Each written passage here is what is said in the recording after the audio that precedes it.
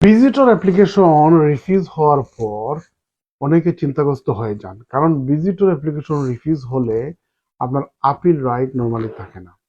একেবারে limited সার্কামস্টেন্সেসে human rights গ্রাউন্ডে limited appeal right থাকে।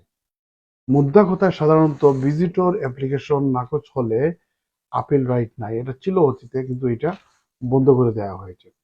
তো যদি আপনার আপিল রাইট না থাকে, তখন আপনার দুইটা অপশন, আইদার আপনি ফ্রেশ অ্যাপ্লাই করবেন অথবা ওই সিদ্ধান্তকে জুডিশিয়াল রিভিউর মাধ্যমে চ্যালেঞ্জ করবেন। কোনো কোনো অ্যাপ্লিকেশন আছে ফ্রেশ অ্যাপ্লাই করলে হয়তো কিছু ইস্যু আপনি অ্যাড্রেস করতে পারেন, কিন্তু অনেক সময় দেখা গেছে বারবার অ্যাপ্লিকেশন করার পরে বারবার রিফিউজ হয়, আর রিফিউজাল গুলো তাদের রেকর্ডে থাকে। এজন্য ওইটাকে আপনি জুডিশিয়াল রিভিউতে চ্যালেঞ্জ করবেন, এবং জুডিশিয়াল রিভিউতে যদি আপনি চ্যালেঞ্জ করে সাকসেস হন, তাহলে আপনি রিলিফ তো পাবেনই, প্লাস আপনি অপর পক্ষ থেকে আপনার কস্ট উদ্ধার করতে পারবেন।